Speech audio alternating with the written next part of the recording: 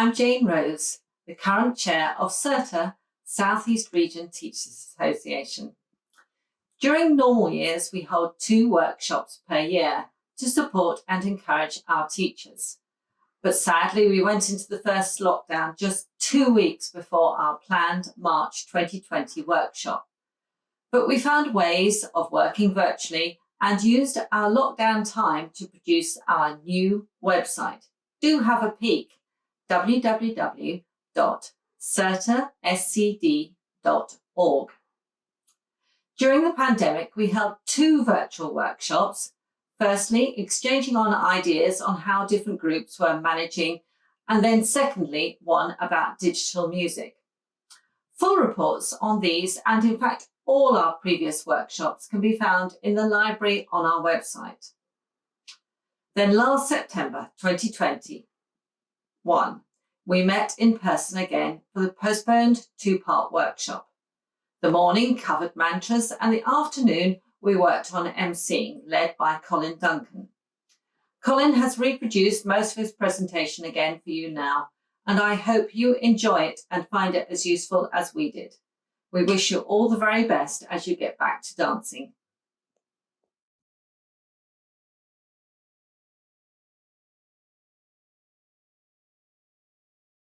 Hello, my name is Colin Duncan.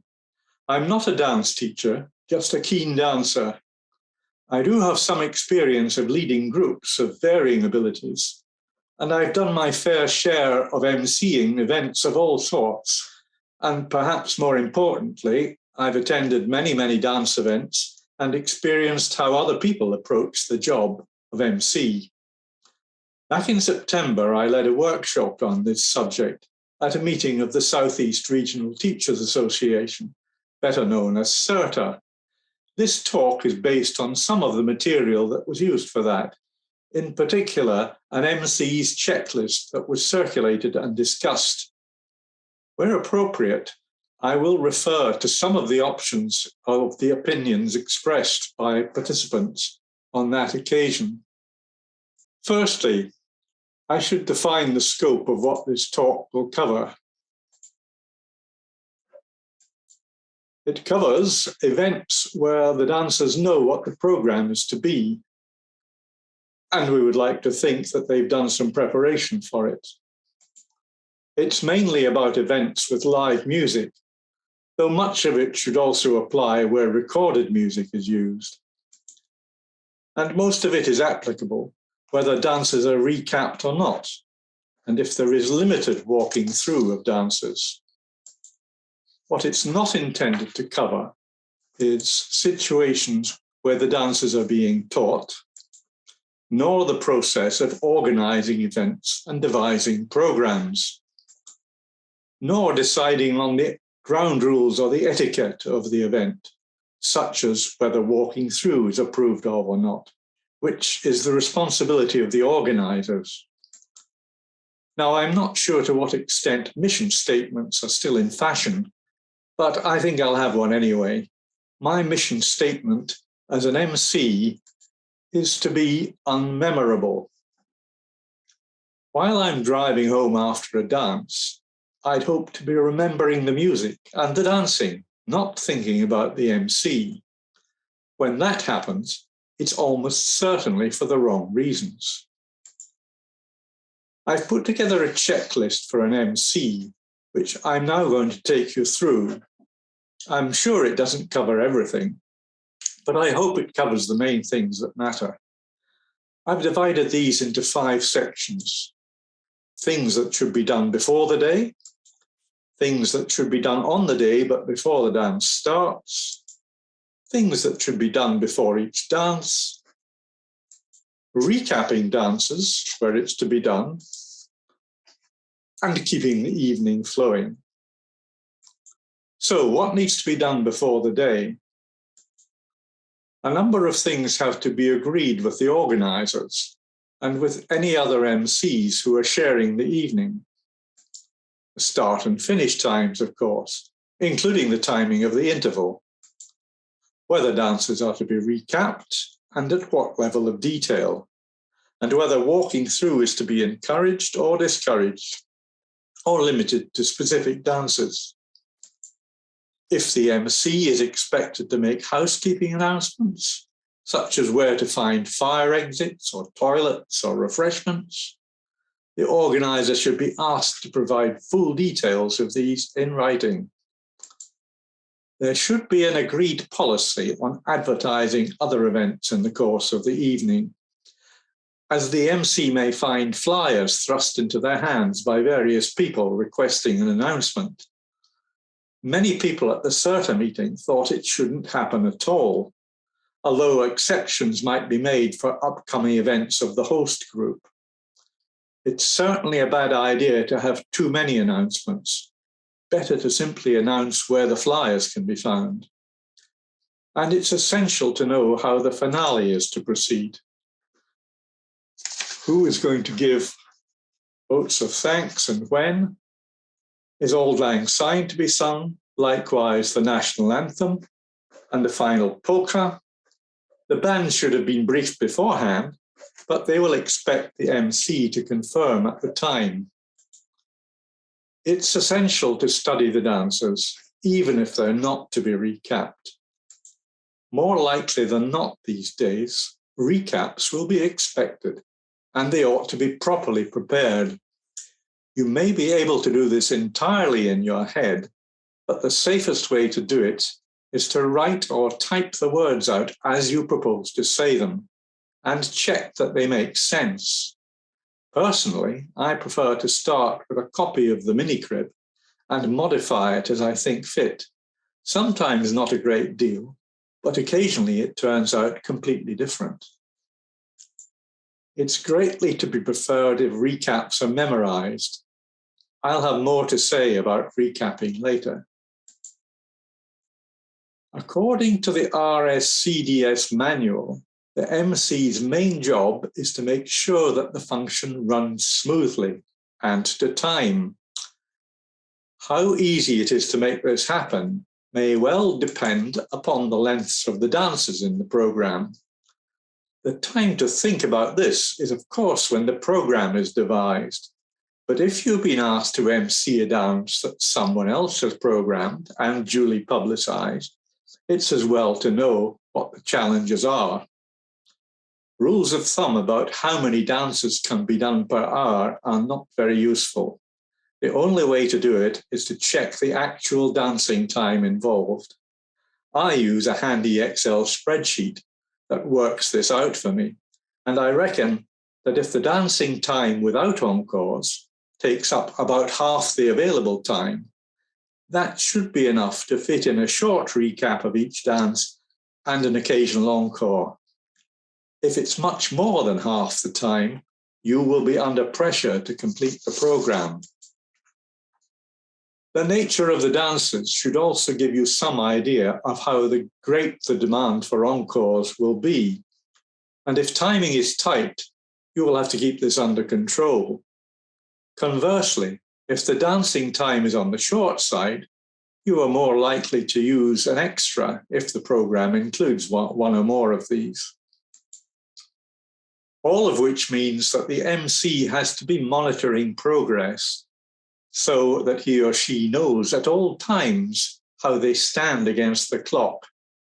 The spreadsheet I use helps me to do this, as it tells me at what time I should be announcing each dance, so I know whether I can fit in encores if they are demanded, or refuse them if running late. That's just the advanced preparation. There are also some things to run through in the half hour or so before the dance begins. All being well, the band will have arrived and set up in sufficient time to allow the MC to check over a few things with the band leader as briefly as possible, because they have plenty of other things to worry about. If there's more than one MC, the first on should take responsibility for this. Personally, I much prefer to have the band play 8 bars of the dance before I announce it, though I know some prefer the opposite. My belief is that no one will listen to the announcement if the MC simply starts to speak. And also, if the lines form quickly, it's best not to have someone counting the line while the music is playing. But in either case, make sure the band knows what you want them to do. Some band leaders like to introduce their team themselves. Others will be happy for the MC to do it. I need hardly say that in the latter case, the MC should make sure they have the correct names. Encores should happen in response to demand and not be pre-planned. But the band may have some alternative sets of tunes ready for the dancers most likely to be encored, and this may help sway the decision. As I've already said, it's best to confirm that the band and the MC are both agreed on the finale. And the subject of tempi is not taboo. The band should not take it amiss, if you advise them whether the company has a preference for the tempo to be on the brisk side or on the steady side, and indeed to mention to the leader in the course of the evening whether you think some adjustment is needed. The RSCDS manual says it is the MC's responsibility to ensure that the speed of the music is appropriate. Carrying out a proper microphone test is highly desirable, in theory at least. In practice, it frequently happens that there's insufficient time, as it usually has to wait until the sound system has been fully adjusted for the band. The best solution is to have a responsible person planted in the hall, ready to give feedback to the MC, say after the first dance, as it can be very difficult for the user of a microphone to know how their voice is coming across. There is, however, no substitute for good diction when using a mic. Poor articulation is more often the problem than the amplification itself. Finally, and especially if it's some time since you were briefed about the event, run through all the key points with the key person responsible, just in case something has been changed. And it's worth checking how many lines there ought to be. Don't leave it to the dancers to decide, but announce this when you ask them to line up for the first dance. Now we come to the procedure before each dance. The key details should be announced straight away. The dance name, the type, whether it's a reel, jig or strathspey, and the set size and shape. Particularly important if it's not for 3 couples in a 4-couple long-wise set. Optional information which you may want to add once the sets are made up could include the source, but normally only for a special reason. For example, if it's newly published or local. The deviser, for example, if they happen to be present. The music composer, if they're a member of the band.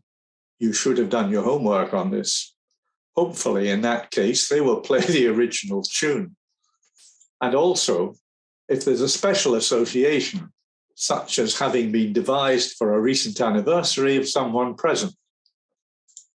Counting the lines needs close attention to avoid wasting time. Firstly, don't forget to check it's happening and prompt the top man if necessary. If the line counters are not making clear signals, remind them to do so. And if necessary, ask that they remain at the foot of the line until you have acknowledged their signal. Incomplete sets are a fact of life. Try to resolve them as quickly as you can, rather than waiting in the hope that stragglers may appear to make up the numbers. Bullying people who are sitting out into making up a set is not a good idea. And if they are sitting out because they don't know the dance, it's likely to be self-defeating. The safest option for 2 or 3 couple dances in 4-couple sets is to propose 5-couple sets. There is, of course, a divergence of opinion on whether the 4th couple should remain in second place after their turn or go to the bottom. When we discussed this in the SERTA meeting, a large majority of those present thought that the MC should instruct the 4th couple to go to the bottom, which also happens to be my preferred solution. 7-couple sets are, in my view, a very useful solution that should be more widely used. And this was also the opinion of most at the SERTA meeting. But in a social dance setting, there may be too many people who are unused to them, so they should be suggested with due care. They are very easy to employ for some dancers, less easy for others. Much depends what the third couple have to do in the last 8 bars. So if they are going to be suggested, it's best to check through the program beforehand and note those dances where it's safe to do so. If there's to be no recap at all, repeat the name of the dance just before it starts. And if it starts with 2 chords, say so. It's the dance instruction most likely to slip the memory, and it may even be helpful to the band. Now we come to the process of recapping. Opinions may vary, but these are my rules, and I think they are quite widely agreed with. Firstly, if at all possible, it should be done from memory. There are several reasons why.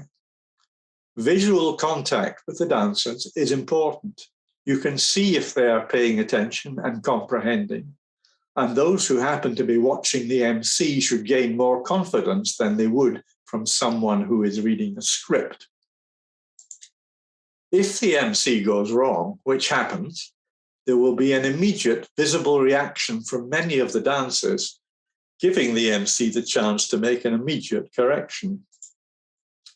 If people are walking through along with the recap, whether this is officially approved at the event or not, the MC can adjust the pace of the recap within limits to try to accommodate them. Next, recaps should be clear and as concise as possible, which should actually make them more useful to most people than if they are long-winded. And even when the recap is quite short, it's a good idea to finish with a reminder of how the dance starts. Unnecessary detail should be avoided. This includes, for example, stepping up and down in most cases where it is fairly obvious and the timing is not absolutely critical. If there are alternative names for a formation, such as set to cornet and partner or hello goodbye setting, it is quite unnecessary to mention both. Just use the common term. And I don't think it's helpful to tell people to do something on, say, bars 27 and 28. While people are trying to work out when that is, they'll lose track of what you say next. Minimize repetition. A lot of words can be saved by, for example, saying that a formation just described involving first corners should be repeated with second corners. The word repeat can itself save a lot of repetition. Don't describe the moves involved in standard formations, just say the name of the formation. And if appropriate, who is to dance it. And where a dance involves an intricate formation that is unique to the dance, such as the Quarry's jig formation, for example, never attempt to teach it by means of a recap, as it is certainly can't be learnt that way. Terminology should be aimed at ease of understanding and familiarity of usage to the dancers, and not by strict adherence to formal RSCDS terminology, which I don't think was ever intended as an aid to recapping. So it's quite in order to refer to third and fourth corners, or describe a well-known 8-bar formation as diagonal rights and lefts. And it's always better to describe a position rather than a person. For example, one of the dances I used for recapping practice at the SERTA workshop contains the instruction, first couple pass by the right to face second corners who are now on opposite sides, which could be quite confusing. Face third corner position would, I think, be clearer to most people. The aim should be to paint a verbal picture of what the dancers are to do, rather than to issue a sort of detailed engineering blueprint. My last subject is about keeping the event flowing. A dance that's going really well, when both the dancers and the band are having a great time, will tend to move along of its own accord, and it's best that the MC goes with the flow, and in particular avoids slowing things down. When an individual dance seems to go well, the MC needs to decide quickly if there should be an encore. Eye contact with the band leader will often help the decision and should happen immediately the final chord is played, and announce the decision quickly and clearly. Hesitation may cause the moment to be lost, and confusion about whether an encore is or is not happening is the last thing that's wanted. Compliments to the band are best made when it's evident that people have particularly enjoyed a good set of tunes, not just because it seems about the right time. So the MC needs to be paying attention to the music and the dancers to observe this. The MC is, of course, responsible for keeping good order. A shambles benefits nobody. Controlled informality should be the approach. Keep a light touch. Don't nag the dancers, but step in with a clear and firm request if something is not going well, be it to do with lining up, clearing the floor between dances, chattering during recaps, or such like. The MC is best placed to see if space is not being used sensibly. For example, if the lines are very uneven in length, or crowded at one end or to one side, and should be quick to suggest a remedy when appropriate. And if the MC resists the temptation to digress or waffle, it sets a good example to the dancers to concentrate on the dancing. That doesn't mean never making jocular remarks, but they should be used sparingly. If you've raised a laugh, don't attempt to do it again for some time. Finally, sensing the mood of the event is part of the MC's role. It may be that the dancers and the band have differing views as to the pace of the event. In other words, the length of gaps between the dances. And if this is the case, the MC needs to strike a balance between stressing one group of people and boring the other. If the dancers are inclined to begin making up sets before the next dance is announced, the solution may not be to tick them off for doing so, but to recognize their enthusiasm and try to move on with the program a bit more quickly. But this must be done with the goodwill of the band. The reverse problem may occur as well.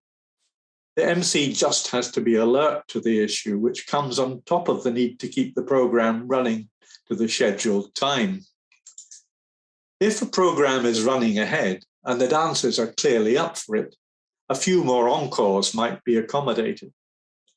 Or if there are extras on the program, they can be slotted in with sufficient advance warning, always at least one dance ahead. But if the dancers seem to be tiring and the numbers on the floor dropping, it is far better to finish ahead of time than to drag things out. Possibly the worst circumstance is when one or more dancers has to be cut from the program to avoid overrunning. The MC ought to be aware that this is going to be necessary by at least half an hour before the scheduled finishing time, and be able to make a decision, preferably in consultation with both the band leader and the dance organizer, in such a way as to disappoint the smallest number of people. Which brings me to the end of my checklist and to the end of my talk. Thank you very much for listening, and I hope you found it useful. Happy dancing!